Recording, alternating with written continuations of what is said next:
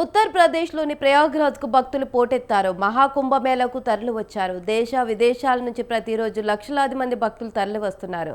కుంభమేళాలో మరో పుణ్యఘట్టమైన మాఘ పూర్ణిమ వేళ త్రివేణి సంగమం, ఇతర ఘాట్ల వద్ద దాదాపు 1.60 కోట్ల మందికి పైగా భక్తులు పుణ్యస్నానాలు ఆచరించినట్లు ఉత్తరప్రదేశ్ ప్రభుత్వం వెల్లడించింది. మాఘ పూర్ణిమ వేళ భక్తుల తాకిడి అధికంగా ఉండడంతో మరింత కట్టుదిట్టమైన భద్రతను ఏర్పాట్లు చేసినట్లు కుంభమేళా డీఐజీ వైభవ్ కృష్ణ తెలిపారు.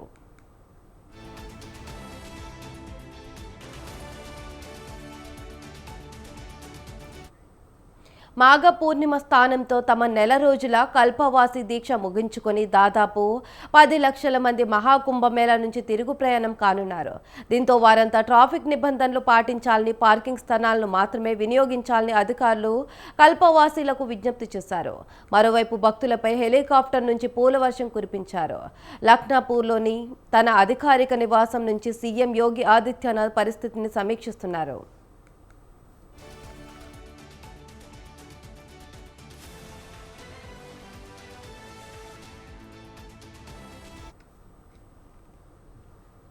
ఇక రిలయన్స్ ఇండస్ట్రీస్ అధిపతి ముఖేష్ అంబానీ కుటుంబ సమేతంగా మహాకుంభమేళాలో పాల్గొన్నారు. ప్రయాగ్రాజ్లోని త్రివేణి సంగమంలో ముఖేష్ అంబానీతో పాటు కుటుంబ సభ్యులు కూడా స్నానం ఆచరించారు.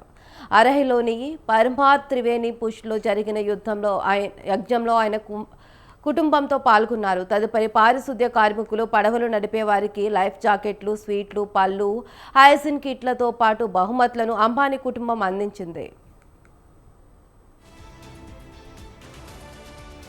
మాజీ క్రికెటర్ అనిల్ కుంబ్లే తన సతీమణితో కలిసి త్రివేణి సంగమం వద్ద పుణ్యస్నానం ఆచరించారు.